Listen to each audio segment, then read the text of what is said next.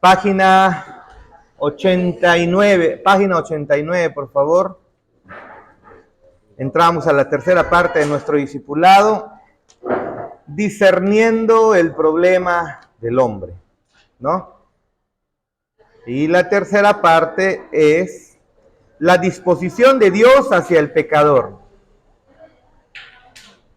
A diferencia, hermanos, de lo que el pensamiento griego era, ellos decían, porque en la filosofía de sus dioses, o el conocimiento, entre comillas, que ellos tenían de sus dioses, obviamente dioses inventados, pero ellos decían que los dioses eran apáticos a la humanidad.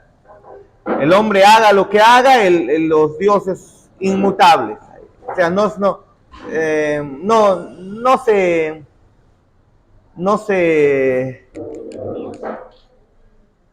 respondían, eran apáticos a la vida del hombre. El hombre hacía lo que le dé la gana y entonces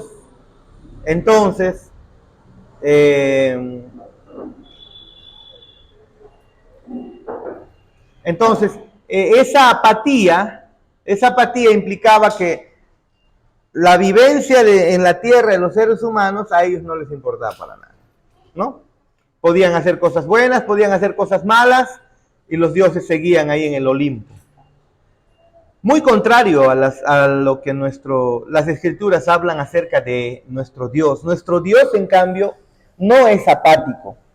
Él reacciona ante el actuar de su creación, ante el actuar de nosotros, su creación que Él hizo semejante a Él, a imagen y semejante a Él.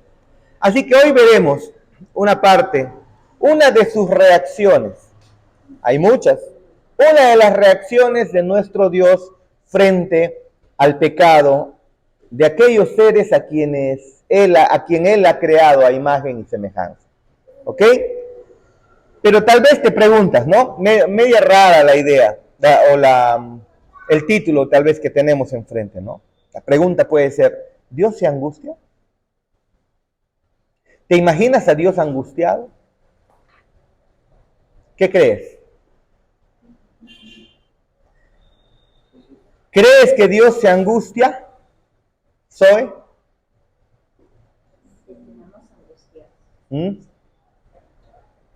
No sabe, no opina.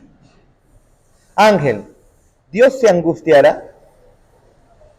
No. Daniel, ¿qué crees tú? ¿Dios se angustiará? No. Steven, ¿Dios se angustia?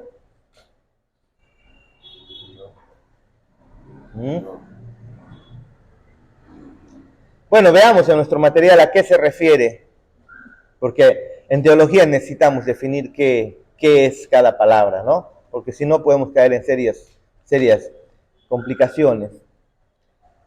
Leamos, la disposición de Dios hacia el pecador. Leamos juntos. Si las escrituras enseñan que Dios es el juez santo y justo de su creación, aunque Él es compasivo y piadoso, lento para la ira y grande en misericordia, de ninguna manera tendrá por inocente al malvado, nos dice las escrituras, ¿no? Dios no tendrá por inocente al malvado. Esa es una verdad, una realidad que necesitamos observar, hermanos. Que necesitamos observar con detenimiento. Porque Dios es un Dios de misericordia, Dios es un Dios de perdón. Eso lo sabemos, porque hemos sido perdonados todos nuestros pecados. Si no, estamos en serios problemas, en problemas eternos incluso. Dios nos ha perdonado todos nuestros pecados, a todos los que hemos nacido de nuevo, a todos que nos hemos arrepentido, hemos creído en el sacrificio de Cristo, que Jesús es el Hijo de Dios y como Hijo de Dios vivió de manera perfecta cumpliendo la ley de Dios, y bajo esa ley Él fue condenado, Él fue muerto, Él sufrió por nosotros, derramó su sangre y por su sangre, su sangre derramada y luego por esa vida perfecta, sangre derramada y su resurrección, es que nosotros tenemos ahora paz para con Dios y vida eterna, ¿no? Hemos sido perdonados de todos nuestros pecados. Ok, pero el Éxodo 34 del 6 al 7 nos muestra una realidad hermosa, pero que parece un tanto contradictoria. Vayamos por favor a Éxodo 34 del 6 al 7. Quiero que lo leas tú mismo, por favor. Éxodo 34 del 6 al 7. Aún no he hecho los pedidos que me dijo, ¿no? ¿Sobre? Eso. Me dijo que iba a pedir un libro. ¿Qué pasa que me ahorita para que tire mi libro? Creo que en esta semana voy a hacer. Te paso la voz. ¿Ya? Gracias por hacerme recordar. Muy bien, Éxodo 34. Escuchen, ¿ah?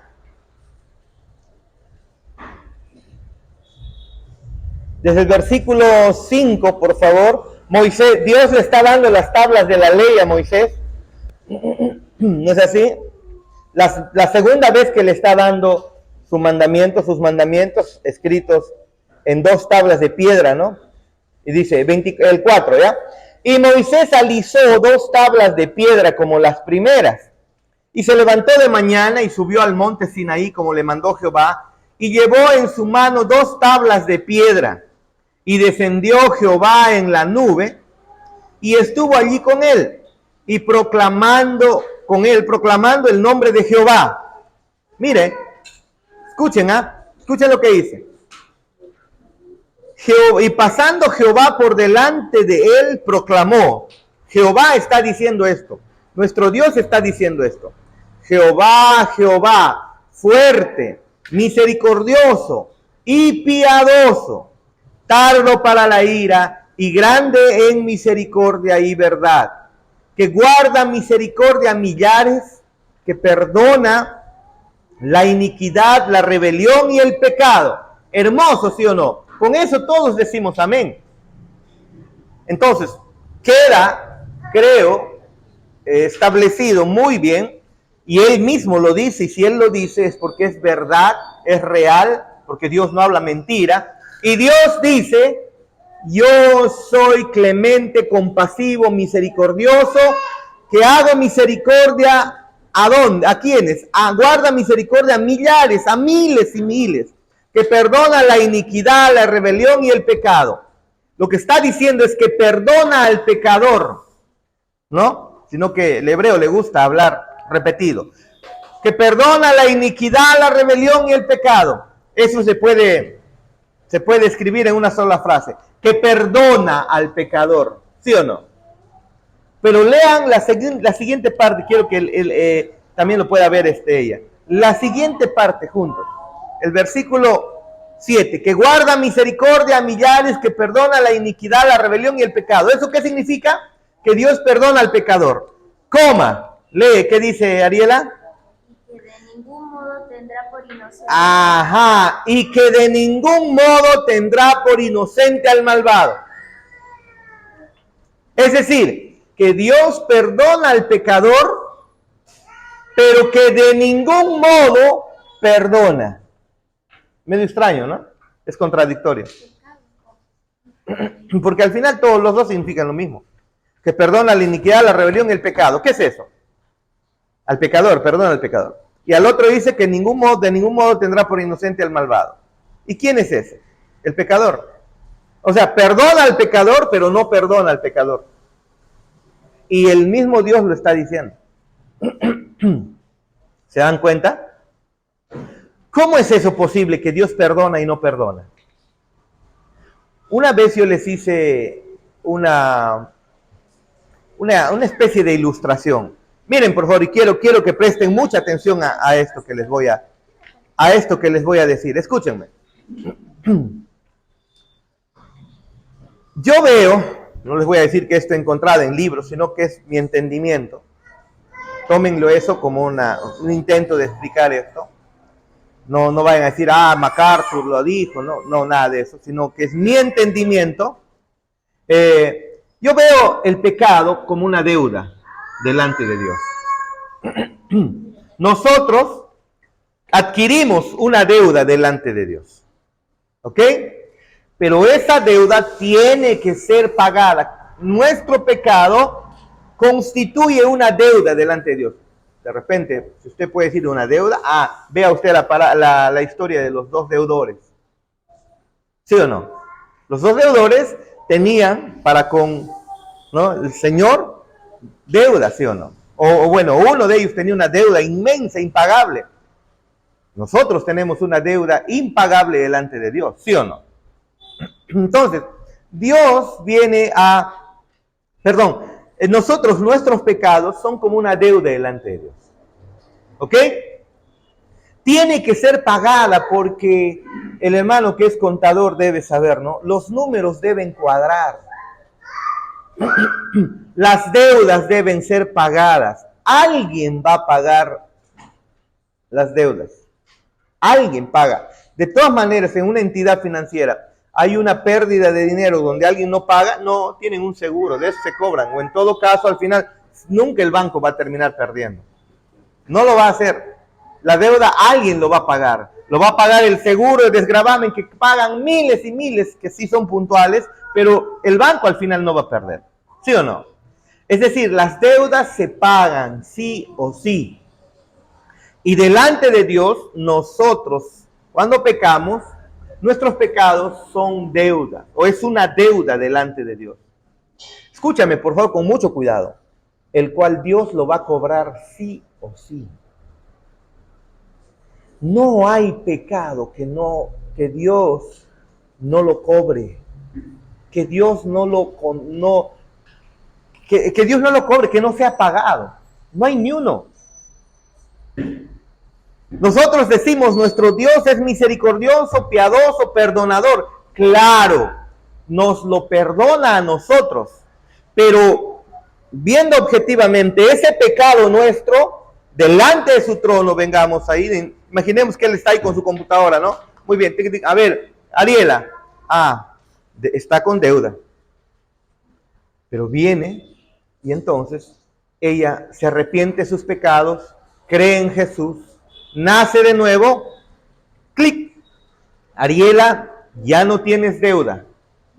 Ok, él te quitó la deuda, pero en la computadora, por así decirlo, esa deuda tiene que ser pagada. Por lo tanto, ¿quién lo paga? Jesús. Al final de cuentas, Dios no es un mal contador. Nuestras deudas, los pecados, Él sí los cobra sí o sí.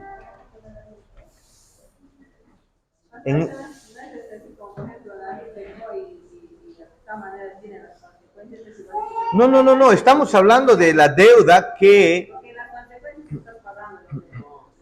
No, lo que pasa es que nosotros, obviamente cada pecado tiene sus consecuencias en este mundo temporal, pero lo que estamos hablando es de la deuda en general por todos tus pecados desde que naces hasta que mueres. ¿Sí o no? No estamos hablando de eso que tú dices son los pecados, traen consecuencias naturales, ¿no? Consecuencias en esta vida. Claro, pero como hijo de Dios ya estás perdonado. Hay consecuencias, eso sí. Hay llamadas de atención, eso sí. No nos referimos a eso, nos referimos en general. Para tener comunión con Dios tienes que estar limpio de todos tus pecados. Pero entonces, o el Padre quita tu deuda, te la borra a ti, pero Él no se va a quedar sin cobrarlo. ¿Quién lo paga? Jesús. Entonces, si Jesús no lo paga, ¿quién lo paga? Escúchame. En ese sentido, con mucho cuidado digo esto, al final de cuentas, Dios no perdona. Al final de cuentas, Dios no perdona el pecado. Y eso es lo que Dios está diciendo aquí en el texto. Solo que nos parece contradictorio, porque Dios dice, Hago misericordia a millares, perdono la rebelión, la iniquidad y el pecado. Eso, claro, nos gusta, lo escuchamos y amén. Y luego vemos, pero que de ningún modo tendrá por inocente al malvado. O sea, Dios perdona, pero no perdona. Ahí está nuestro problema, nuestro dilema. ¿Dónde es que este texto tiene coherencia? En la cruz. Porque en la cruz Dios hace misericordia, te perdona la iniquidad, la rebelión y el pecado, te lo perdona por completo. ¿Ok? Pero ese y que viene, y que de ningún modo tendrá por inocente al malvado, es que tus pecados fueron cargados, tu maldad fue cargada a Cristo y en Cristo lo cobró. Pregunta, al final el Padre perdonó el pecado. No perdonó. A nosotros nos perdonó. Pero esa deuda activa la cargó en Cristo. Tú y yo podemos seguir cantando esta hermosa realidad. Tú eres mi perdonador. Tú perdonas mi iniquidad, mi rebelión, mi pecado. Nunca más te acuerdas de mí. Claro, como deuda tuya no. Pero en el pasado, cuando te arrepentiste, tu pecado fue cargado en Cristo. El Padre sacrificó a su Hijo para que veamos que los pecados no son así de sencillos. Y que Dios jamás, jamás, jamás pasa por alto uno solo. De que lo cobra, lo cobra. La pregunta es, ¿quién lo va a pagar? Porque delante imaginemos, en la caja espiritual de nuestro Dios, en la caja celestial, o en la tesorería celestial, o en el área legal de cobranza celestial, el pago sí o sí va a tener que ser hecho.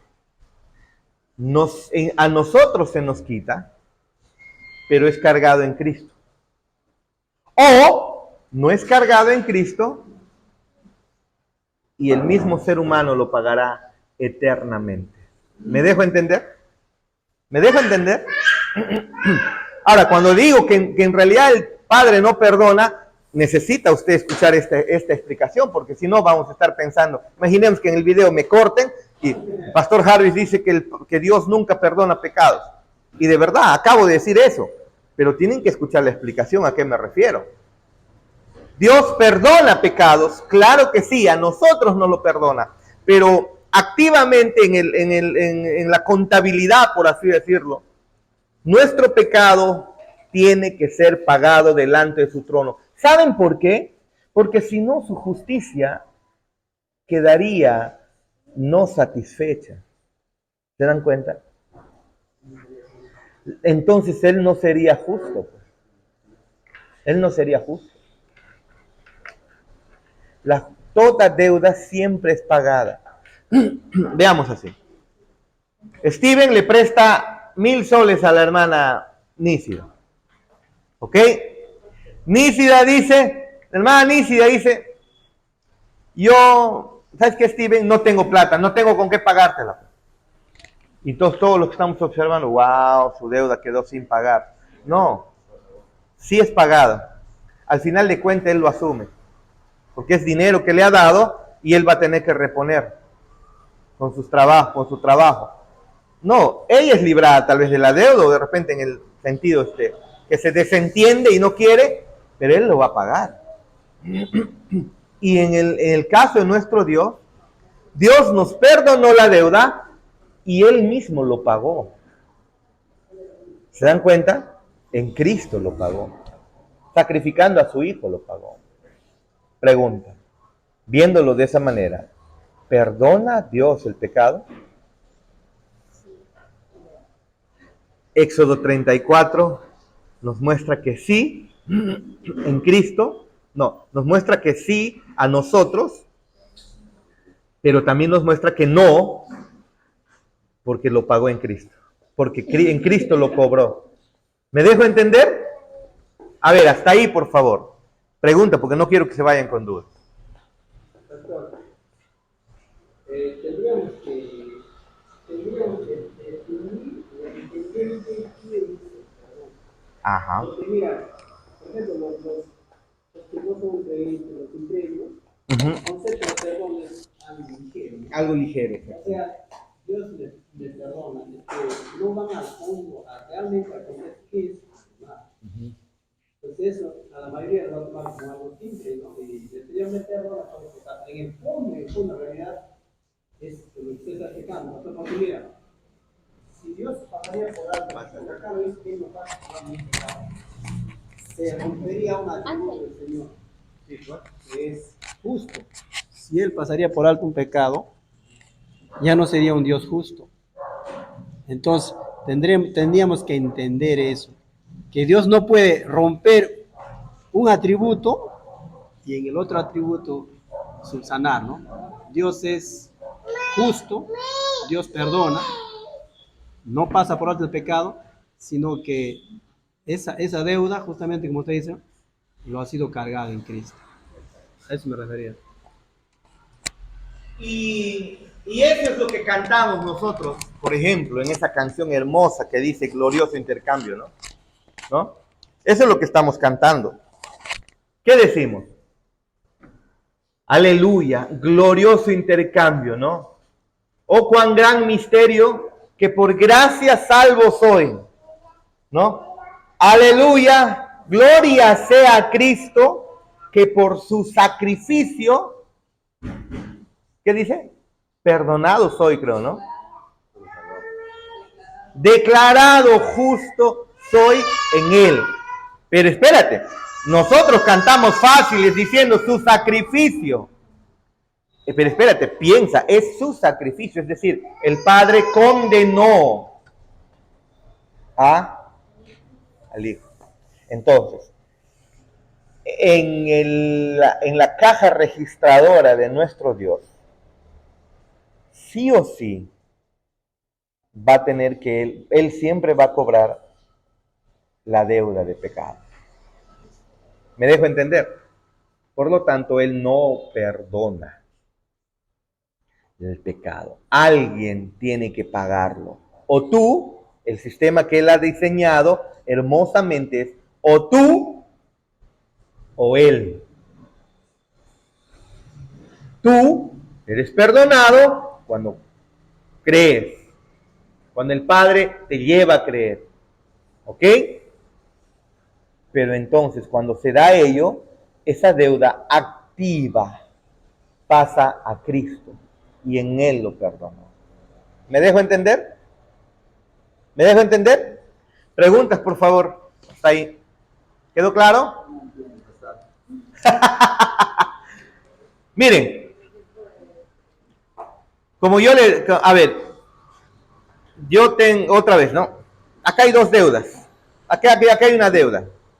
¿Está bien? La de ella. Me pide préstamo, 1,000 soles. Y yo se lo doy. Ella no puede pagar. Y entonces, ¿qué hacemos? Yo voy a cobrar, yo no voy a perder. La parábola de los dos deudores dice justamente eso. Que este es un Dios que no pierde, ¿no?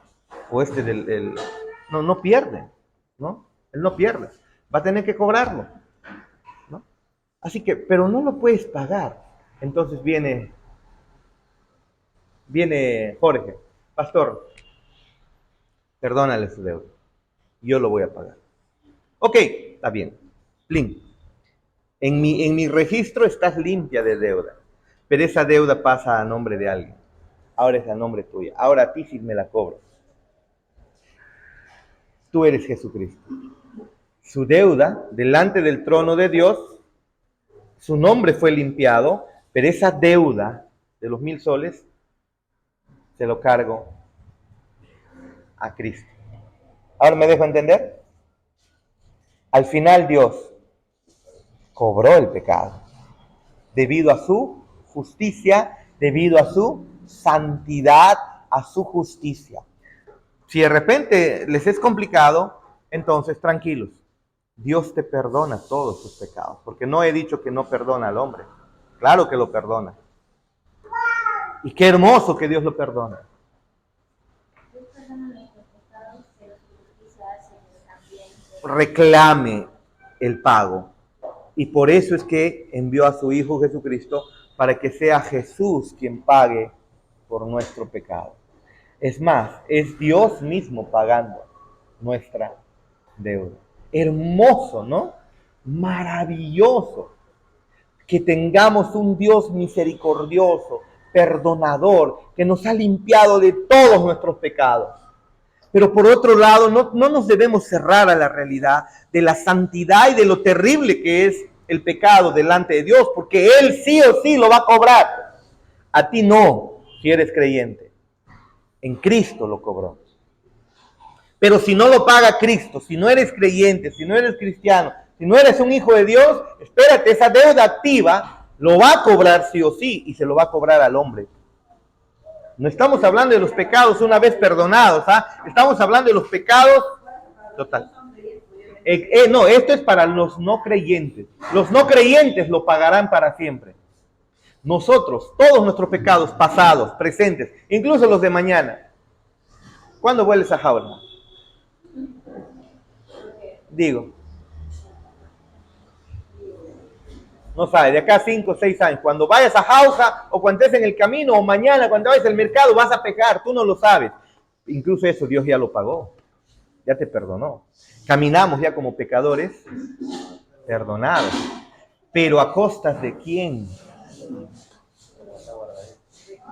De Cristo. Exacto. Exacto, y eso es lo hermoso. ¿Por qué? Porque no hay pecado que no sea perdonado. Debido a que, Señor perdona fácil el pecado. No, en base a qué perdona es el asunto. En la clase del miércoles uno de los hermanos decía, pastor, pero ¿cómo pues, no? O sea, algo así, no estoy parafraseando. ¿Cómo es posible que el Espíritu Santo estando ya en el creyente, la persona pueda pecar? O sea, no puede ser. El Espíritu Santo es santo, algo así. Y por lo tanto, el creyente, si tiene al Espíritu Santo ya no peca. Y si peca, entonces no es hijo de Dios, algo así. Entonces yo tenía que preguntarle, ¿usted ha pecado hoy día? No, me dijo. No, espérate. Todos pecamos. Es más, pecaremos mañana. Pero ¿y por qué no se va el Espíritu Santo de nosotros? Si es santo. ¿Por qué no se va?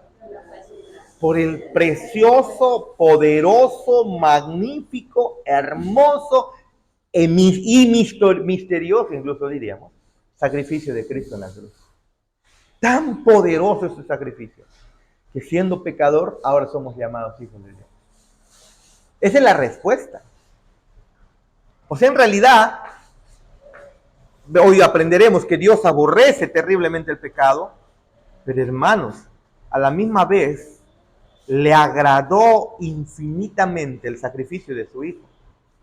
Lo complació perfectamente, de tal manera que esta lejía espiritual, por así decirlo, destruye y lava y destruye cualquier iniquidad, tuya y mía.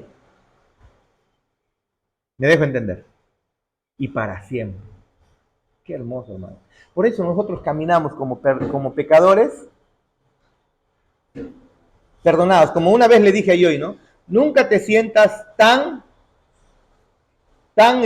fuerte que no te acerques a orar a Dios. No, o sea, ¿para qué le voy a molestar hoy? Yo solito me encargo de esto, No, nunca lo hagas. Pero a la misma vez nunca te sientas tan sucia que no te acerques a orar al Señor. Y hazlo. En medio de tus manchas y pecados todavía, pero eso, recuerdan, esas son manchas en el pie, hablando metafóricamente. Eso es lo que manchas en el pie, en el sentido de tu caminar diario, pero tu cuerpo está limpio. Llegará un día en donde cuando seamos glorificados, metafóricamente hablando, simbólicamente hablando, ni tus pies estarán sucios. Pies símbolos del caminar, ¿no? Todos los días, hasta la eternidad, viviremos conforme a tu santidad, libre de fallar, libre de pecar. Todos pecamos, todos fallamos, pero caminamos perdonados. ¿Me dejo entender? Así que, hermanos, si has entendido esto, el día que tropiezas, resbalas, tropiezas sobre un pecado, vas a tener todavía la fe para volver a nuestro Señor, sabiendo que Él no te ha soltado. Solo tú, como que te has descuidado, te has enfriado. Pero también vas a tener en cuenta que Dios, pues, en Cristo pagó tu pecado, y esa es la razón por la cual todavía sigue siendo para siempre tu hijo. Amén. De eso se trata, hermano. La vida espiritual y la vida se trata de entender esta hermosa realidad. No se entiende esto, estamos jugando al cristiano. No se entiende esta verdad y estamos jugando a los hermanitos, a la iglesia. Solo jugamos, ¿no? Porque el motor de nuestras vidas debe ser esto, el perdón de Cristo, el perdón de Dios en base al sacrificio de Cristo. Amén. Sigamos, por favor. Sigamos.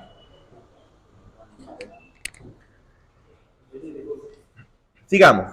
Cuando la santidad, justicia y amor de Dios son retados por la depravación y rebelión del hombre, el resultado es el juicio divino. ¿Se dan cuenta? Hay un juicio.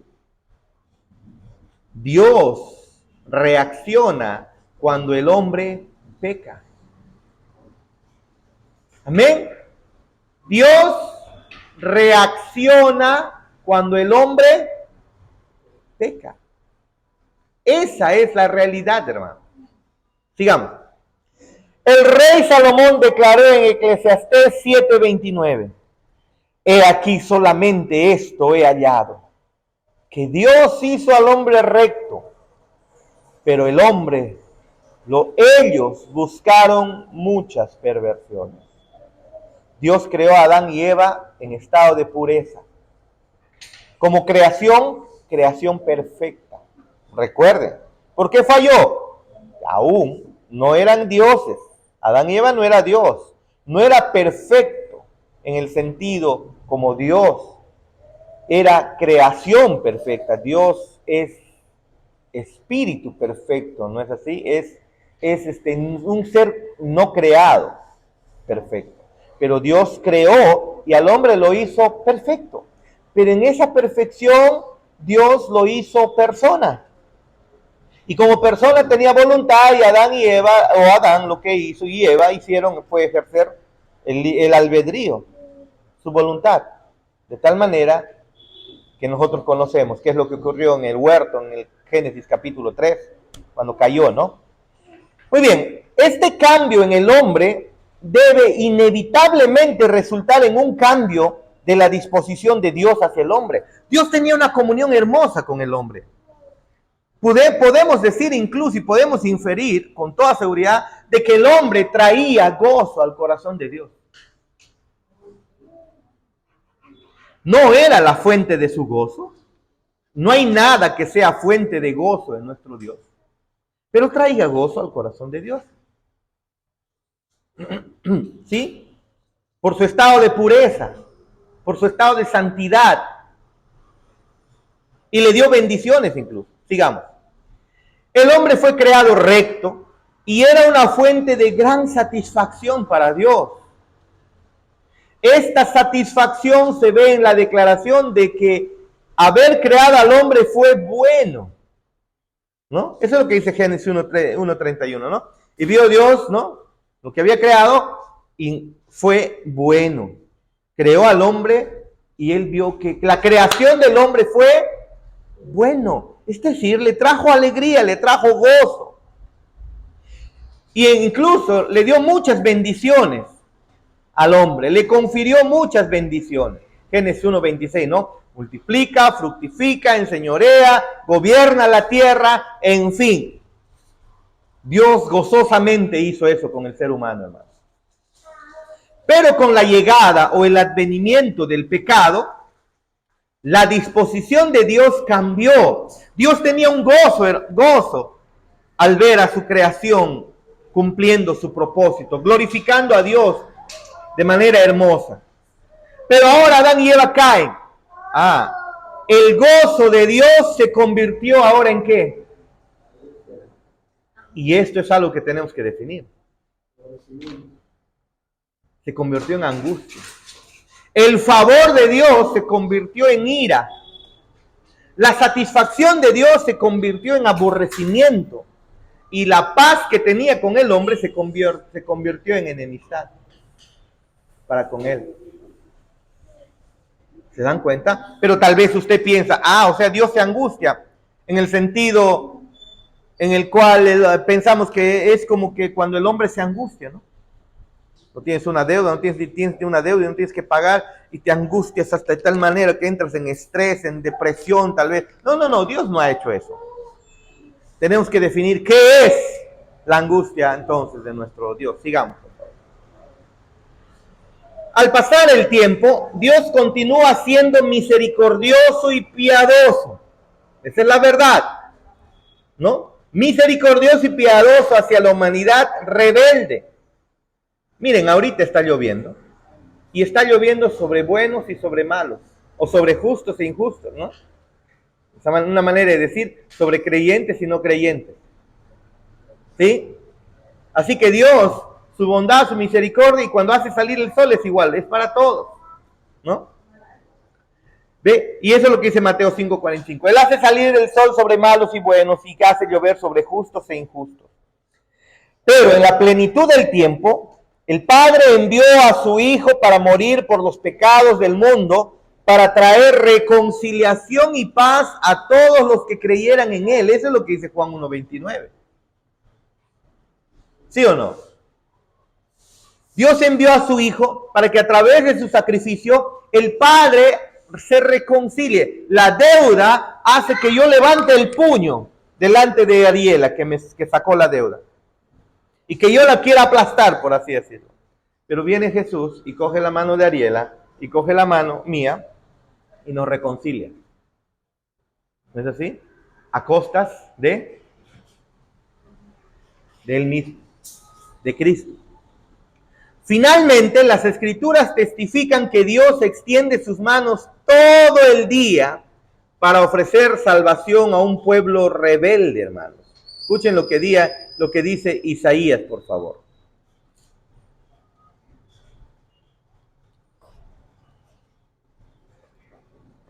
Isaías, ¿cuánto es? ¿Cuánto? Isaías 65 dice lo siguiente. Extendí mis manos todo el día a pueblo rebelde, el cual anda por camino no bueno en pos de sus pensamientos. Esa ha sido siempre la actitud de nuestro Dios, Elena. De extender sus brazos, sus manos para alcanzar al pecador, cuando el pecador está constantemente rechazando. Constantemente rechazando.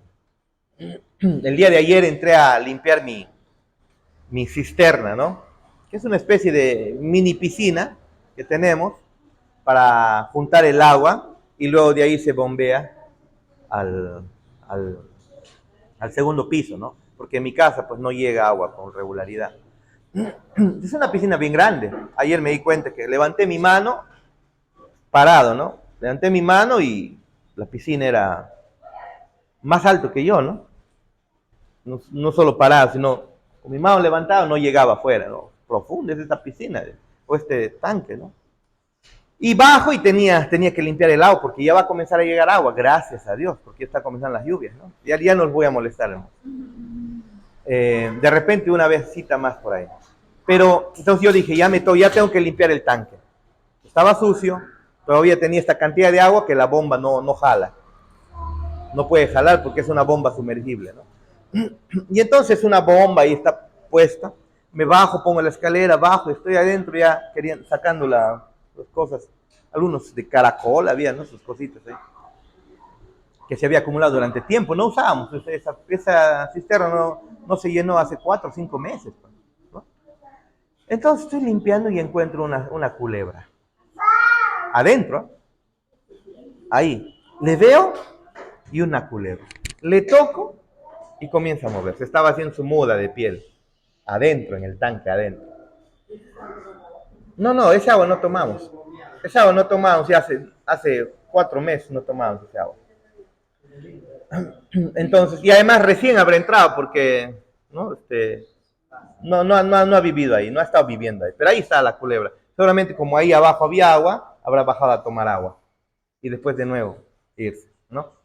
Entonces, yo lo veo, lo reviso y dije, esta no es venenosa. Era una coralilla. La reconocí y no es venenosa. Aunque mi esposa quiere que mate toda serpiente que encuentre, yo me gusta verlos, los reconozco, no son venenosas y los quiero sacar. Entonces en eso yo le digo a Yoshua, pásame un palo. Me pasa un palo y plum, cae al agua, ¿no, Yoshua? Y yo estoy metido en el agua y la culebra está ahí. Entonces yo le paso el palo, quiero que se suba al palo para sacarlo. Y la culebra se escabullía, se escondía, se corría. Y tú tanto ahí, porque así no sea venenosa, de todas maneras tú tienes, ¿qué tal si me equivoco? ¿Qué tal si no estoy viendo bien? Porque yo me acuerdo que estudié acerca de serpientes el 97. El 97 me enseñaron en zoología, me enseñaron a reconocer los animales, las serpientes, con sus nombres científicos. Y del año 97 es que me quedó grabada a mí hasta ahora. Entonces, pero yo digo, ¿pero cuántos años ya que ha pasado ese curso, no? ¿Qué tal si me equivoco y sí es venenosa? Y está viniendo por mi pierna y estoy metido en el agua. Y descalzo incluso. Entonces, en una de esas, como no se deja agarrar para sacarlo, lo que quiero hacer es, le quiero pedir a Yoshua, trae ya machete para matarlo. Estoy queriéndolo matar, pero otra vez digo, no, pues no es venenoso. Voy a hacer un intento más. Hice un intento más y le perseguí, lo agarré, lo cogí con el palito, lo llevé a penitas por encima de mi cabeza, está pasando la culebra.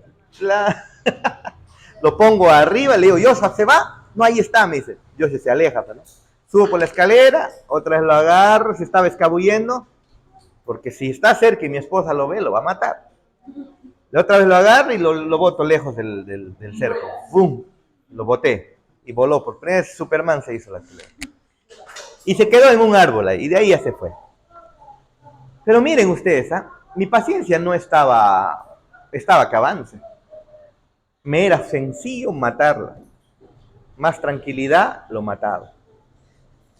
Mi brazo extendido no iba a durar para siempre. Si esta culebra continúa escabulléndose, yo lo mataba. ¿Para qué? Pues? ¿Sí o no? Pero el brazo de nuestro Dios no es así. El brazo de nuestro Dios no es así. ¿Qué es lo que dice el texto? Vamos, otra vez leanlo. ¿Qué dice el texto? Extendí mis manos todo el día Extendí mis manos todo el día a pueblo rebelde, el cual andó por camino no bueno, en pos de sus pensamientos.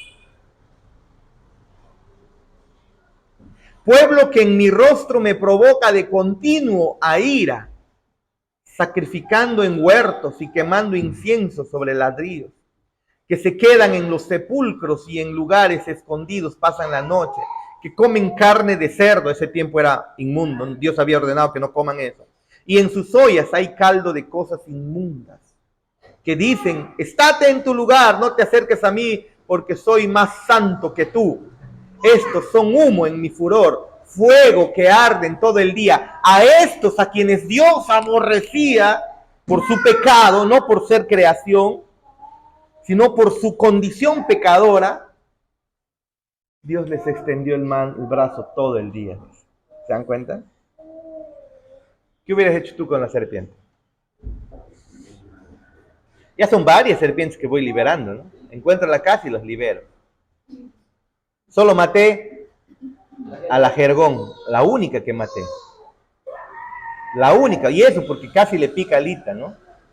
Los demás yo los boté. A la jergón sí la maté porque incluso hasta me atacó, ¿no?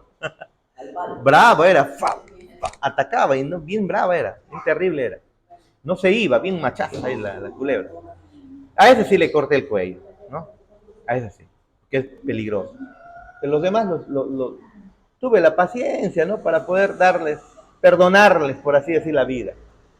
Pero nuestro Dios, su paciencia no se va, extendió sus brazos, dice, a este pueblo rebelde. Qué hermoso, ¿no? Qué hermoso, ¿no? Sigamos. Aunque todo esto es completamente cierto, ¿no es así? Que Él ofreció sus brazos para nosotros, abiertos y entregó a Cristo como sacrificio, no debemos ignorar, y este es algo que debes recordar siempre, no debemos negar o ignorar la enseñanza de la Escritura con respecto a la disposición de Dios hacia el impío. Hay una disposición de Dios hacia el impío. Hay una disposición mía hacia las serpientes. La disposición mía es terror. Yo le temo a las serpientes. Y me dan como que te estremece el cuerpo. Sí, es como que te estremece el cuerpo. Hay una disposición para no querer ver serpiente jamás. Pero por otro lado, me gusta salvarlos. Me gusta botarlos lejos. Hermanos, a pesar de que soy un pecador, yo creo que puedo ver una característica de Dios, no solamente en mí, sino eso se da en muchos de nosotros. Respecto a su actitud, miren ustedes. Hay una actitud de parte de Dios hacia una disposición hacia el pecador, hacia el impío. Y su disposición es ¿qué? Agarrar el machete y cortar la cabeza, por así decirlo. O mejor dicho, aplicar su juicio sobre el pecador. ¿Y eso qué le obliga? Su santidad, su justicia obliga a eso, hermano. Ahora, no estoy diciendo que Él es un Dios que es controlado por sus atributos, ¿no? Él es sus atributos. ¿No es así? Eso hay que hacer una salvedad ahí.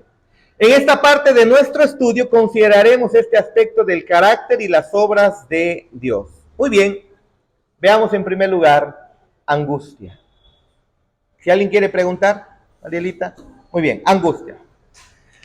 ¿Puede un Dios todo suficiente y todopoderoso sufrir o experimentar angustia? ¿Qué dicen ustedes? Yo les dije, Dios no es apático. Dios no es apático. No lo es. Hermano Manuel, creo que le buscan. No lo es. Dios no es apático al pecado del hombre. Aunque debemos afirmar que el Dios de las Escrituras es autodeterminado, es decir, su disposición y sus acciones no son gobernadas por la disposición y las acciones de otros. Él gobierna todo, ¿no es así? Y también Dios es inmutable en sus perfecciones. Él no cambia, jamás cambiará. Es parte de ser Dios. Debemos igualmente, pero, sostener la verdad de que Él no es apático o insensible ante la respuesta de sus criaturas hacia Él. Dios no es insensible o apático, digámoslo de esta manera, a tu pecado o al pecado del hombre. No es así. Dios, al ser un ser personal, o sea, el Padre es una persona, el Hijo una persona, el Espíritu Santo una persona, Dios, al ser un ser personal, verdaderamente siente, porque las personas sienten. Dios verdaderamente ama, porque las personas aman. Dios verdaderamente odia. Qué bonito, ¿no? En los carros, en los bayajes, en los encuadros, nos gusta poner Dios es amor. Y es cierto, es una verdad hermosa, preciosa. Pero también la Biblia dice que Dios odia. ¿Dónde has visto un cuadro que dice Dios odia? ¿Dónde has visto un cuadro que diga eso? Deberíamos tal vez poner en nuestro cuadro, en nuestra casa, ¿no? Dios aborrece al pecador. ¿No es así? Pero ama, odia y también se angustia y es capaz de tener relaciones personales. Estoy hablando de relaciones personales, o sea, de relacionarse, ¿no? No vayan a estar escuchando otras cosas, por favor. Relaciones personales. Dios es capaz de tener relaciones personales. Se relaciona, porque es un ser personal, pues. Es un ser personal. Y al momento de relacionarnos nosotros como personas, ¿acaso no nos afecta lo que las otras personas nos hacen? Vas y quieres dar la mano, no te saludan, te voltean la cara. Hay algo, una reacción nosotros tenemos. Y nuestro Dios es un ser personal que cuando pecamos, reacciona. Tiene una disposición hacia el pecador. Sigamos por favor. Cuando las Escrituras hablan de la angustia de Dios, siempre es en el contexto del pecado del hombre. Eso es. Cuando el hombre peca, Dios se angustia. Entonces, Dios se angustia por el pecado y la rebelión de sus criaturas. Este pesar, eso es, su angustia es un pesar, es un dolor, ¿ok? Eso es un dolor. Es el resultado de la ofensa del pecado hacia su santa persona. Y no solamente eso, no es que, me ofendió, no, sino también de la destrucción y miseria y pérdida que trae sobre su creación. El hombre cuando peca, se está destruyendo, está cayendo en un pozo profundo de miseria. Y entonces Dios ve eso, ve la ofensa hacia su santidad perfecta, y ve la destrucción y la miseria a la que cae el pecador, y a Dios se angustia. Es decir, le duele.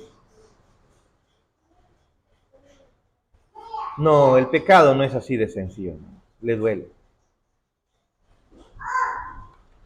¿Cuánto más el pecado de los no perdonados? ¿Ve? Sigamos, por favor. Génesis capítulo 6:6. Génesis 6:6. Yo lo voy a leer. Dice lo siguiente. Y se arrepintió Jehová de haber hecho al hombre en la tierra y le dolió en su corazón. Ajá. Desde el 5 incluso dice, y vio Jehová que la maldad de los hombres era mucha en la tierra, y que todo designio de los pensamientos del corazón de ellos era de continuo solamente el mal. Entonces, y luego dice que Dios se arrepintió. Pero hay que hacer una aclaración acá. Porque el arrepentimiento es algo que nosotros hacemos después de que hemos hecho las cosas mal.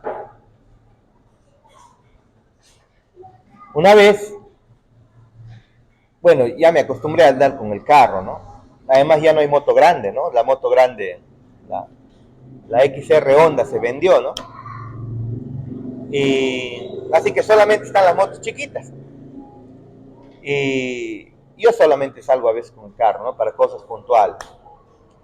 Pero como durante este tiempo hacía mucho sol, bastante sol, quema, pues, ¿no? Entonces salía con el carro. Y un día se me ocurre salir con la moto. Con la motito de Lita, ¿no? Chiquito. Y justo en ese día salgo, después de meses creo que no uso moto. Salgo y ese día llueve, hermano. Justo llueve ese día. Y yo dije, ¿por qué no vine con el carro? ¿Por qué no vine con el carro? Me arrepentí de haber tomado una decisión. Tuve un pesar, un arrepentimiento. Yo, ¿por qué se me ocurrió salir? Aunque sea capa hubiera traído. Y la lluvia me dio. Pero nuestro arrepentimiento implica, el del hombre, implica que nosotros no tenemos control sobre las situaciones y que no sabemos qué va a ocurrir en el futuro. No lo controlamos.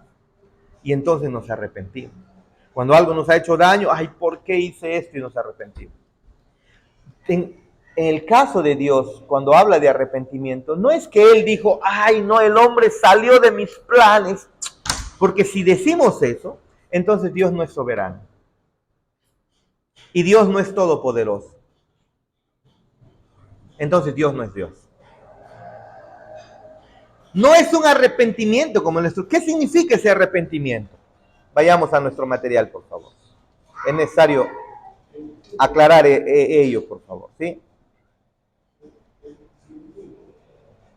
En Génesis 6:6 encontramos una de las más grandes enseñanzas de las Escrituras con respecto a la relación de Dios, a la pecaminosidad y rebelión de sus criaturas. ¿Qué es lo que le ocurre a Dios cuando el hombre peca?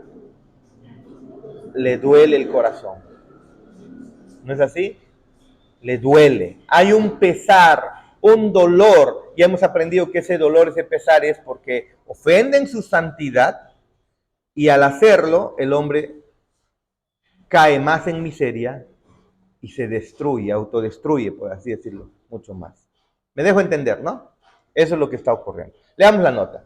La palabra dolió viene de la palabra hebrea atzab. Esa palabrita van a tener que recordar bastante en este material. Atzab, que denota dolor, pena o angustia.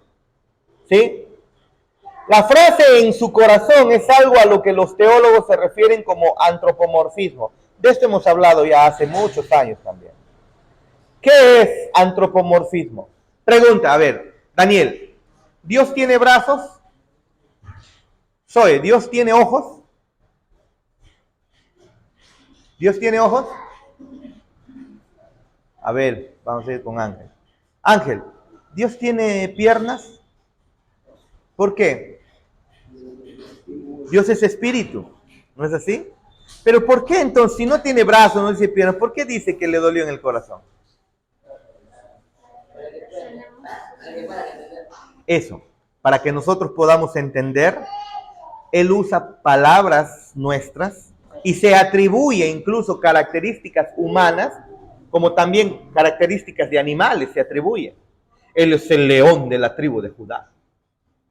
Sobre sus alas te sostendrá. ¿Qué es? ¿Es ave? No, lo que está usando es frases, palabras que tú y yo comprendemos para hablar algo acerca de Él. ¿Pero Dios tiene alas de verdad? No. ¿Dios tiene ojos de verdad? Porque si tiene corazón, debe tener aorta, ventrículo izquierdo, derecho, su corazón debe latir y esa sangre debe venir incluso desde los intestinos, ¿no? Debe tener el aumento mayor, el aumento menor, a los intestinos irrigando toda esa sangre para que luego de los alimentos, los nutrientes del intestino pasen. O sea, tiene también intestinos. Ya llegamos a unas locuras, ¿no? Intestino grueso, intestino delgado, y en fin, ya llegamos a cosas, hablar de cosas absurdas, ¿no?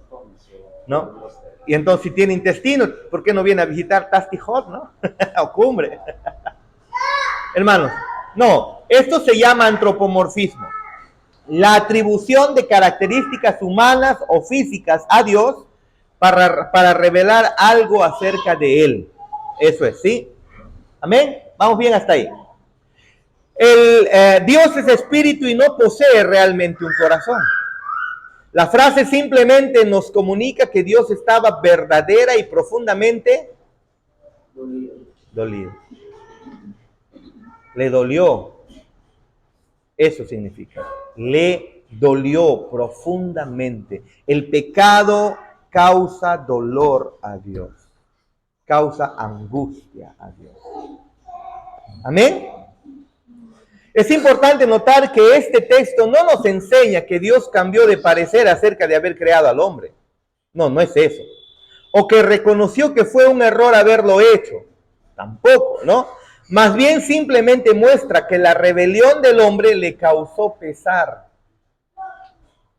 Le causó pesar. Le causó angustia. Eso es. No es la angustia que tú y yo experimentamos cuando, qué sé yo, de repente, Arielita, ¿no? Está en su examen y, ay, no, parece que este curso, ay, no, y una angustia de temor tal vez le entra, ¿no? Sus amigos no hicieron el trabajo, ella solita tiene que exponer, ¿no? No, es un dolor, y ya definimos por qué. Lo que había sido una fuente de gozo se convirtió en una fuente de angustia por el pecado, hermano. Amén. El hombre había sido una fuente de gozo, no la fuente, sino una fuente de gozo. Le traía gozo a Dios. Y ahora lo que el hombre se convierte es en una fuente de angustia. Ahora sí, una fuente de angustia por el pecado. Amén. Número 2. Ahora consideraremos otros 3 pasajes muy importantes del Antiguo Testamento que se refieren a Dios doliéndose por los pecados del hombre. ¿Qué nos enseñan estos pasajes? Salmos 78, 40, por favor. Salmos 78, 40. Dice: ¿cuántas veces se rebelaron contra él en el desierto? Lo enojaron en el yermo. Yermo es pues una especie plana de tierra seca, ¿sí? O sea, como en el desierto, ¿no? Lo enojaron en el yermo. ¿Qué es lo que produce entonces el pecado a nuestro Dios? El pueblo de Israel, en vez de entrar a la tierra prometida, dudó, temió y estuvieron dando la vuelta por el desierto en vez de llegar a la tierra prometida. Y Dios estaba enojado con ellos, porque incluso su corazón idólatra no había salido de ellos. Miren, para aquellos que les gustan señales, milagros y prodigios, el pueblo de Israel vivió con señales, milagros y prodigios. Y su corazón seguía desviado de Dios. ¿No? Eso mismo sucede ahora. Nada nuevo ahí bajo el sol. Sigamos, por favor. Sigamos. Esta es una referencia al tiempo de Israel en el desierto, el cual fue resultado de negarse a entrar en la tierra de Canaán después de haber sido redimidos de la esclavitud en Egipto. La palabra enojaron viene de la palabra hebrea atzab. Yo les dije, ¿no? Esa palabrita tienen que guardarlo en sus cabecitas. Atzab, que ya hemos visto qué significa, ¿no? Muy bien.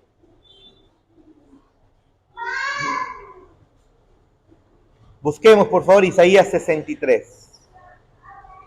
Isaías 63. ¿Qué era la palabra atzab? Eso, dolor.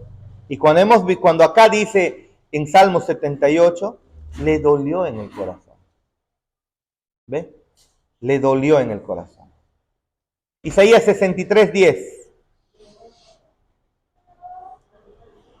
Dice lo siguiente: mas ellos fueron rebeldes e hicieron enojar su Santo Espíritu, por lo cual se les volvió enemigo, y él mismo peleó contra ellos. Otra vez aquí tenemos esta misma palabrita,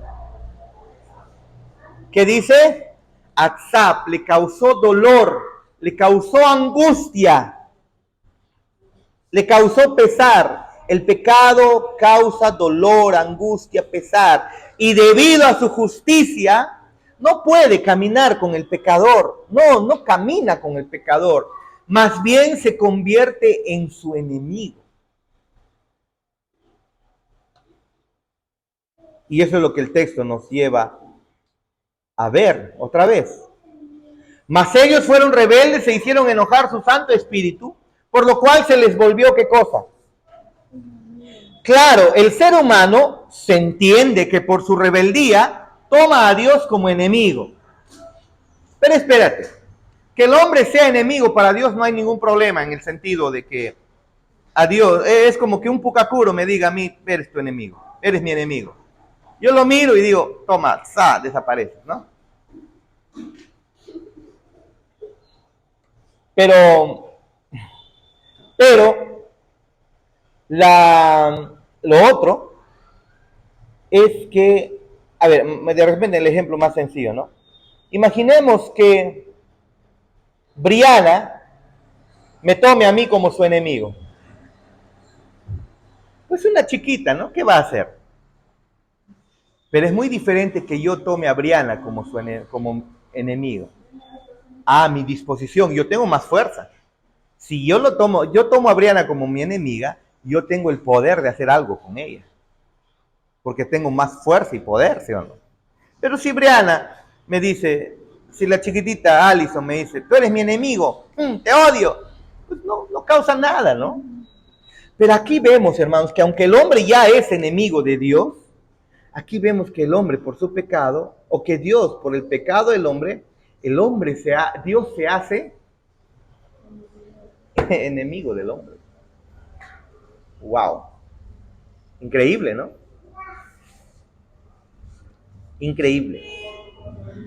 Ezequiel 6:9. Ezequiel 6:9.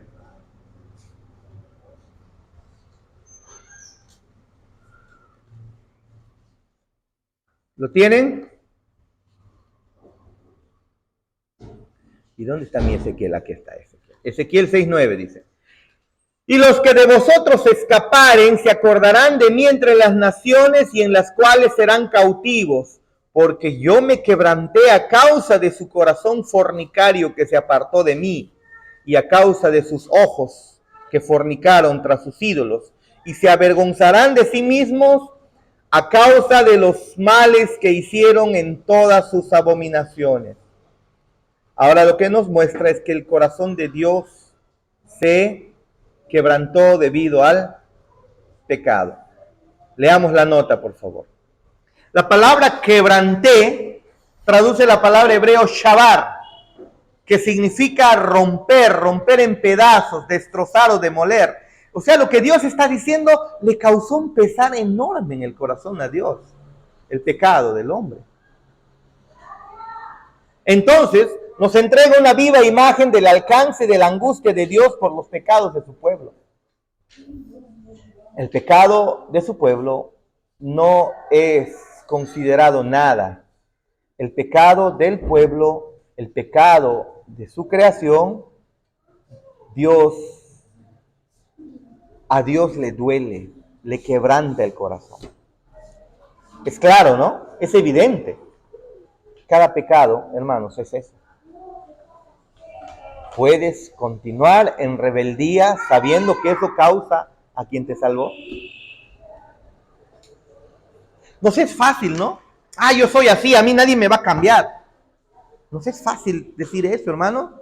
Necesitamos volver a entender qué es el pecado delante de Dios. Esta enemistad, este enojo, esta malicia, ¿eso qué es lo que causa a Dios? Si a nosotros nomás cuando nuestros hijos de repente hacen algo que no nos agrada, van en contra de lo que le decimos, ¿acaso no nos duele? ¿Acaso no nos duele? En cierta ocasión mi mamá me estaba llamando y yo estaba, creo que en una reunión, le tuve que decir, mamita, estoy en una reunión, te corto. Y al tiempo mi mamá escucho que me dice, claro, para mí no tiene tiempo. Y yo me pongo a pensar en su corazón, ¿qué habrá sentido en ese momento? Y ella no sabía que yo estaba en una reunión, pues no. Le dolió en su corazón de repente al ella sentirse rechazada, ¿no? Al sentir que yo no le estoy dando tiempo. ¿Cuánto más nuestro Dios? Imagínense. El pecado de la humanidad trae dolor al corazón del hombre. No es así de sencillo, hermano. Amén. Sigamos. En el Nuevo Testamento se encuentra un pasaje importante con respecto a la angustia de Dios por la pecaminosidad y la rebelión del hombre contra él. Efesios 4:30, veamos por favor. Efesios 4:30. Dice lo siguiente. Y no contristéis al Espíritu Santo de Dios, con el cual fuisteis sellados para el día de la redención. ¿Qué es lo que está diciendo nuestro Dios acá? Que incluso siendo creyentes, nosotros, en nuestro pecado, contrista a Dios. Espérate. El Espíritu no se va de ti. Dios no se aparta de ti. ¿Por qué? En tu pecado no se aparta si es que eres nacido de nuevo. Si has confiado plenamente en Cristo. Si crees esa hermosa y preciosa locura del Evangelio, no. Si has depositado tu fe verdaderamente arrepentido, no. En medio de tu falta, Dios no se va. ¿Y saben qué es lo que hace posible eso? El sacrificio precioso y hermoso y todo suficiente de nuestro Señor Jesucristo en la cruz. Eso es el que hace posible que el Espíritu Santo siga en luz de repente cuando ella falla. Siga en Manuel cuando él falla. Y a veces pudiéramos acusarnos, ¿no? Cristiano, dice eres, Ariela. Cristiana, dices Ariela. ¿No? Y somos tan ligeros de boca para decir, pareces hija del diablo. Es bromita. No. Lo que ocurre sí, pero el Espíritu Santo no se va. Lo que hace es que el Espíritu Santo se contrista. El Espíritu Santo se contrista. No se va. Y entonces tú, su obrar, comienzas a sentirlo menos. Pues.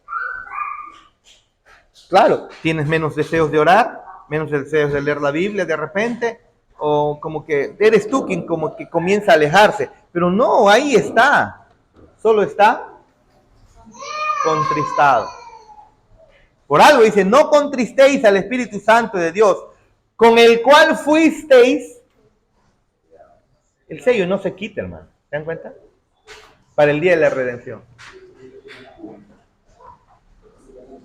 Yo ya estaba contristado, hermano. Gracias. Está molesto. Perdóname, perdón. Ya fue perdonada su ofensa. Siéntase perdonado, hermano. Muy bien. ¿Qué dice Efesios 4:30 entonces? ¿Qué nos dice Efesios 4:30? Que el Espíritu Santo se contrista por nuestros pecados, hermano. Eso es lo que dice. El Espíritu Santo se contrista por nuestros pecados. La palabra contristéis viene de la palabra griega lupeo, que también puede ser traducida como afligir, entristecer, herir o angustiar. O sea, Dios no solamente se angustia por el pecado de los incrédulos, también por el pecado de los creyentes. En ese sentido, aún Dios vive angustiado por nosotros. Porque ¿qué hemos dicho que es pecado? No conformarnos a la perfecta santidad y voluntad de nuestro Dios. No amarlo con toda nuestra alma, nuestra mente, nuestro ser. Levantes la mano, ¿quién cumple eso? Entonces, Dios, hay un sentido en el que vive angustiado, dolido. ¿Por qué? Porque tú y yo no nos parecemos a Cristo en la práctica, aunque Dios perdonó nuestros pecados en Cristo y nos revistió con Cristo. Hay un sentido en el cual, obviamente, y es real, tú y yo no somos perfectos. Y eso a Dios todavía le angustia. Pero llegará un día en el que su angustia será quitada. No es una angustia pecaminosa, es una angustia de dolor, porque el pecado nos daña. Pero llegará un día en el que todo pecado nos será quitado, en el sentido de que al ser glorificados jamás volveremos a pecar. Nuestros pies dejarán de ensuciarse. Y ese día, como creyentes, todos debemos anhelar. Un día dejaré de fallar a mi Dios. Un día lo dejaré de hacer. Mientras, por completo, ¿no? Por completo.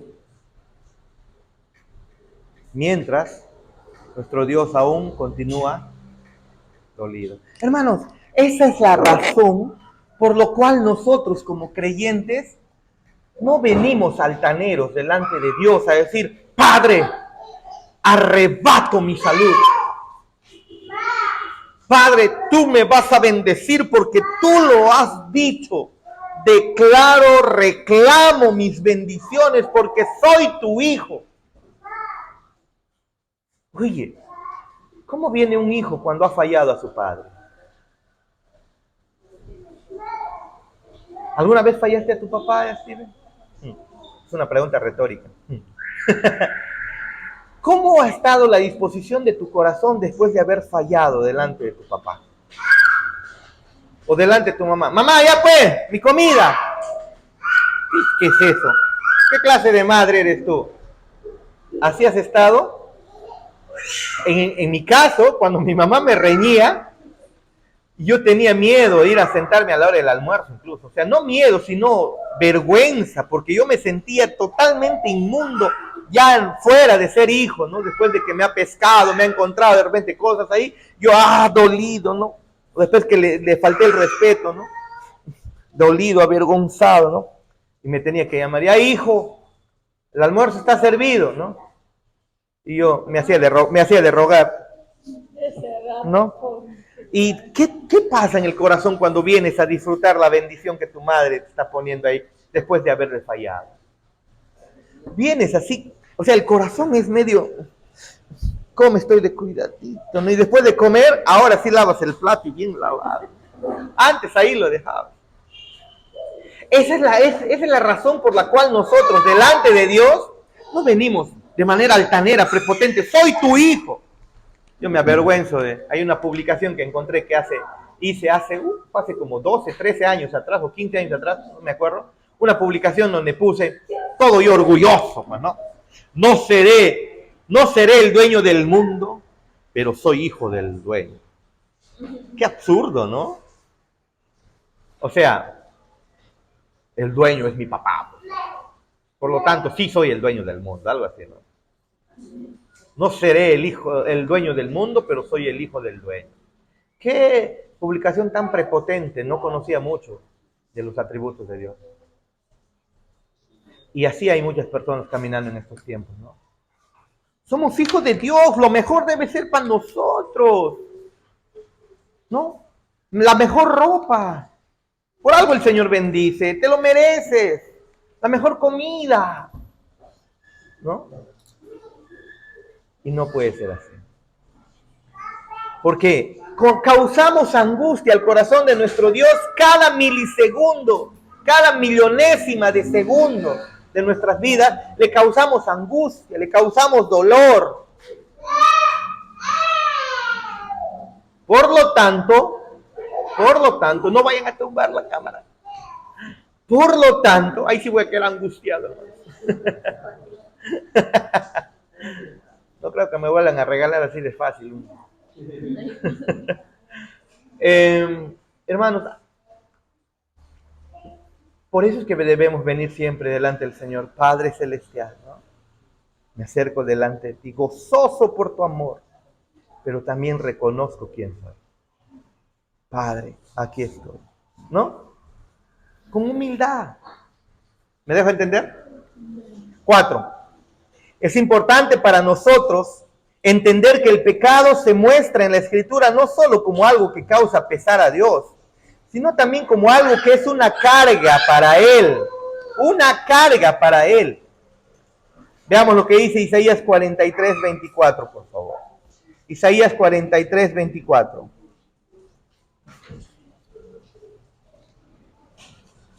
Dice lo siguiente. Miren, y no me desde el 22 dice, y no me invocaste a mí, oh Jacob, sino que de mí te cansaste, oh Israel. Está hablando al pueblo, a su pueblo, ¿no? No me trajiste a mí los animales de tus holocaustos, ni a mí me honraste con tus sacrificios. No te hice servir con ofrenda, ni te hice fatigar con incienso. No compraste para mí caña aromática por dinero, ni me saciaste con la grosura de tus sacrificios, sino pusiste sobre mí la carga de tus pecados, me fatigaste con tus maldades. El Señor está reclamando incluso acá las ofrendas de su pueblo, ¿no? Increíble, ¿no? A mí no me gusta hablar en la iglesia acerca de las ofrendas, de los diezmos, porque yo sé de qué contexto hemos salido y todavía muchas personas pueden pensar, y tengo mucho cuidado de que no vean de que el pastor de la iglesia pues está interesado en el dinero, y creo que les he dado evidencia de eso a la iglesia, ¿no? Les hemos dado evidencia de eso. Pero también sé que se le hace un daño a la iglesia al no hablarle acerca del dinero. Yo debo reconocer que tengo todavía mucha vergüenza, o tal vez, escudriñando un poco más en mi corazón, tal vez es orgullo, que debo trabajarlo todavía mucho más. para que no me comparen con esos predicadores, tal vez dice mi corazón, y lo más seguro que es así. Esos predicadores sacaplata, ¿no? Esos que les gusta vivir de los fiasmos, algo así. Tal vez lo más seguro es que sea orgullo en mi corazón, yo debo todavía trabajar con eso. Por eso me gustaría que, y sé que en ese orgullo seguramente le estoy haciendo daño a la iglesia en el sentido de no hablarle acerca de su mayordomía. Y da mucha pena cuando, por ejemplo, se tiene que cultivar la cancha de la iglesia, o toda la iglesia, el gras de la iglesia, y el hermano Samuelito dice, no hay dinero. El hermano Manuel me dijo que no hay dinero porque no hay plata en caja. Es una pena, entonces la iglesia tiene que seguir creciendo el gras y no estar bonito, ¿no? Me da mucha pena eso. En fin, pero las escrituras, o cuánto me gustaría que alguien pueda predicar acerca de esto y yo también sentarme a escucharlo, porque la iglesia tiene que ser bendecida. Pero hermanos, aquí nos topamos con un texto. Dios le está reclamando al pueblo acerca de sus holocaustos, sus ofrendas, sus sacrificios, su mismo dinero. ¿Saben por qué, hermanos? Haciendo un paréntesis. Es que quien no sirve a Dios también con su dinero, o en primer lugar con su dinero, honestamente no está sirviendo a Dios. Porque el dinero es uno de los primeros ídolos que crea el ser humano. No, esto es mío. No, esto es para mí. No, es Dios quien nos lo ha dado como administrador. Hay un librito de MacArthur que se llama ¿A quién le pertenece el dinero? Y tan solamente el título te lleva, ya más o menos te das cuenta a quién sí le pertenece. No nos pertenece a nosotros. No nos pertenece a nosotros. Yo desde pequeños, a Yadá, yo y Joshua les digo, ¿saben que ustedes, a mí, mientras están en casa, ustedes no tienen que jamás faltar en sus ofrendas y sus diezmos? Si de repente por ello me descuido, yo les estoy diciendo, ya, entonces tienen que reponer. Jamás. ¿Por qué? Porque se les tiene que hacer un patrón en su corazón, que Dios les bendice y ellos, así vayan a otras iglesias, son jóvenes, pueden migrar a otras iglesias, ¿sí o no? Cuando de repente se casen, qué sé yo, se vayan al extranjero, no sé, y vayan a otra iglesia, tienen que estar comprometidos también económicamente. Y aquí el Señor, miren lo que le reclama a su pueblo. Del 21, este pueblo he creado para mí, mis alabanzas publicará. Y no me invocaste a mí, oh Jacob, sino que de mí te cansaste, oh Israel. No me trajiste a mí los animales de tus holocaustos. ¿Para qué quería Dios animales, Ariel? Los animales significaban, en ese tiempo, los animales eran tu dinero, pues. ¿Sí o no? No me trajiste a mí tus animales de tus holocaustos, ni a mí me honraste con tus sacrificios. No te hice servir con ofrenda, ni te hice fatigar con incienso. No compraste para mí caña aromática por dinero, ni me saciaste con la grosura de tus sacrificios. Sino, ¿qué hiciste? Pusiste sobre mí la carga de tus pecados, me fatigaste con tus maldades. Dios estaba observando el pecado del pueblo, ¿no? Sigamos, por favor.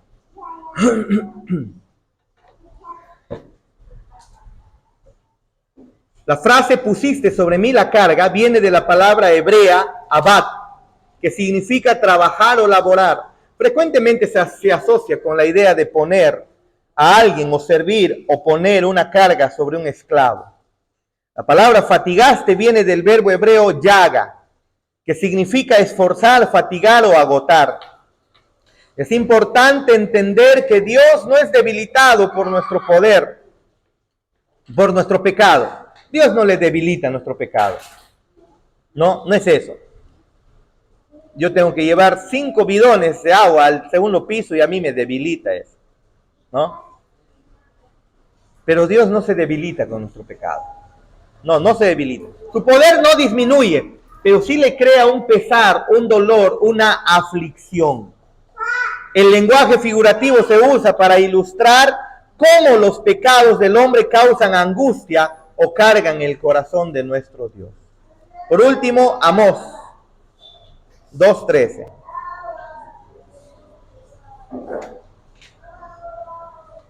Amós 2:13 dice: pues he aquí yo os apretaré en vuestro lugar, como se aprieta el carro lleno de gavillas, y el ligero no podrá huir, y al fuerte no le ayudará su fuerza, ni el valiente librará su vida. ¿Qué es lo que está diciendo acá Dios? El pecado causa una disposición de Dios, ¿no? Yo, dice, os apretaré en vuestro lugar, os presionaré. O sea, no es apático, ¿se dan cuenta? El pecado causa algo en el corazón de Dios, y es aflicción. Es aflicción. La palabra apretaré se traduce de la palabra hebrea uk, que significa aplastar o tambalear bajo el peso de algo, haciendo evidencia su ira, ¿no? Por lo tanto, yo apretaré, así como agarro al pucacuro a veces, ¿no? Y en mi furor, ¿no? Pues ya saben ustedes que el pucacuro me pica y no sé por qué. Creo que a todos les pasa eso, pero a mí me causa demasiada incomodidad eso. Me pica a un lado y no solamente arde, sino que le siento que también por acá, no sé ya ni dónde me está ardiendo. Creo que eso es lo que causa a todos, creo, ¿no? O creo que en mí los pucacuros son más incisivos, creo que. Entonces, cuando veo pucacuro, los aplasto, ¿no? Los aplasto, los mato ahí, los aplasto. Aquí está algo semejante. Yo os apretaré, dice. Los aplastaré, eso es lo que significa la palabra uco. Aplastar o tambalear bajo el peso de algo. ¿Y qué significa? Que el pecado causa angustia en el corazón de Dios. Tu pecado y mi pecado no es así de simple. Causa angustia. Gracias a Dios que en Cristo hemos sido perdonados. Pero llegará un día en el que tu pecado y mi pecado habrá desaparecido para siempre. Cuando Cristo vuelva y seamos glorificados. Esa es la hermosa esperanza en el cristiano, hermano. Mientras tanto, recordemos, no es así de fácil nuestro pecado. Angustia a Dios. Y si angustia a Dios, hay que poner muchísimo énfasis entonces. ¿Amén? ¿Preguntas? ¿Preguntas? ¿Ninguna? Dale, por favor.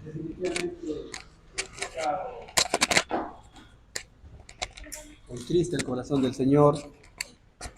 El pecado primeramente ofende al Señor, porque recordando las enseñanzas que hemos tenido en las clases anteriores, cuando David pecó, ¿no?